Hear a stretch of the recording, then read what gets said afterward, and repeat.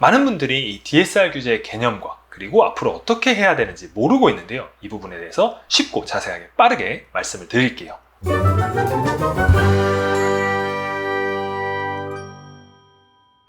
오늘부터 이 DSR 3단계 규제가 시작됩니다. 그래서 이 DSR 규제에 대해서 여러분들이 꼭 아셔야 되는데요. 단 실수요자 대출 혜택은 강화되니까 이 부분을 이용하실 수 있는 분들은 적극적으로 이용을 해야 합니다. 먼저 뉴스를 하나 볼게요. 7월부터 가계대출이 확 달라진다. DSR 규제가 강화된다라고 되어 있습니다. 하지만 서민 실수요자분들은 LTV DTI에서 우대를 받을 수가 있어요. 이 부분들을 제가 말씀을 드릴게요. DSR 개념이 어렵다고 생각하시는 분들이 많더라고요. 근데 쉽게 얘기해서 내 연봉에서 대출을 갚는데 쓰는 돈은 얼마나 될까를 생각해 보면 됩니다. 예를 들어서 내 연봉이 2천만 원이에요. 1년 동안 내 대출의 원금과 이자를 갚는데 400만 원이 소요가 돼요. 그러면 20%가 나옵니다. 따라서 내 DSR은 20%예요. DSR 40% 규제는 이거를 40%까지만 해주겠다입니다. 연봉이 2천만 원이면 800만 원까지만 대출을 받을 수가 있다는 거죠. 따라서 돈을 내가 버는 만큼 대출도 많이 해줄 거다 이 말입니다. 아무래도 정부 입장에서는 이 가계부채가 굉장히 리스크가 되니까 이런 정책을 유지할 수밖에 없다고 생각이 드는데요. 어쨌든 정책은 정책이니까 우리는 이 정책을 효율적으로 활용을 해야겠죠. 기존의 이 DSR의 개념과 그리고 DSR을 실질적으로 개개인에 맞게 계산해보는 영상을 굉장히 자세히 올린 게 있어요. 아마 이 영상들만 한 번씩 보셔도 DSR 개념과 내 DSR을 계산하는 방법을 쉽게 파악할 수 있을 거예요. 이 DSR 40% 규제가 갑자기 생긴 거는 아니에요. 2021년 7월 이전에도 있었는데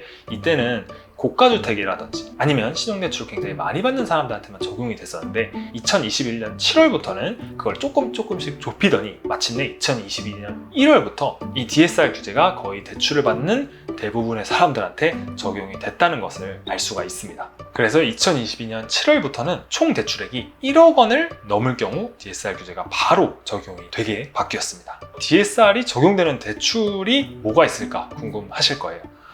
대부분의 대출이 포함됩니다. 예를 들어서 주택담보대출, 신용대출, 마이너스 통장, 마이너스 통장은 신용대출의 일부죠. 그리고 카드론, 자동차 할부금, 학자금 대출 등 대부분의 대출이 포함이 됩니다. 그런데 이 대출이 포함이 안 되는 것도 있어요. 포함이 안 되는 거는 중도금 대출, 이주비 대출, 서민 금융상품 또는 300만 원 이하의 소액 신용대출, 그리고 전세대출 등등이 있습니다. 이 중에서 여러분들이 꼭 기억을 해야 된다는 거는 중도금 대출 많이 받잖아요. 중도금 대출 DSR에 포함이 안 되고요. 그리고 전세대출, 이 전세대출도 DSR에 포함이 안 됩니다.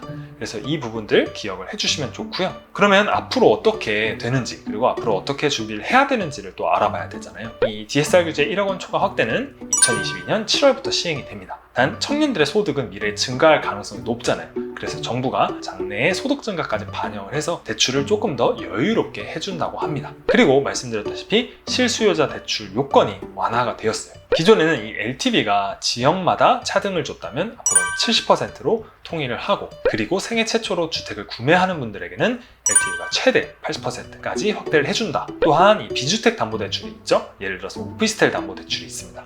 이런 것들은 LTV 최대 70%까지 적용을 해준다. 이런 방침을 가지고 있고요. 내가 돈이 필요해서 집을 담보로 주택담보대출 1억 원을 받을 수가 있었어요. 그런데 이제 이거를 2억 원까지 확대를 해준다. 앞으로 이렇게 바뀐다고 정책을 발표했습니다. 따라서 이 DSR 규제 3단계 적용에 가장 혜택을 받는 사람들을 보면은 소득이 높은 맞벌이 가구, 왜냐면 소득이 높아지니까 대출을 받을 수 있는 금액도 높아지겠죠. 그리고 고소득자 마찬가지입니다. 소득이 높죠. 그리고 생애 최초 주택 구매자, 아까 LTV를 최대한으로 높여준다고 했으니까 이분들도 혜택을 받습니다. 따라서 최대 수혜자는 생애 최초로 주택을 매수하는 고소득 맞벌이 가구라고 할 수가 있겠습니다. 그렇지만 현재 금리가 조금씩 오르고 있는 상황이라서 과도한 대출은 지양하는 것이 좋겠죠. 네, 이상으로 7월부터 시작하는 3단계 DSR 규제의 적용에 대해서 쉽고 간단하게 알아보았습니다. 이번 영상이 도움이 되셨다면 구독과 좋아요, 알림 설정까지 꼭 부탁드리고요. 다음에도 더욱 유익한 영상으로 찾아올게요. 감사합니다.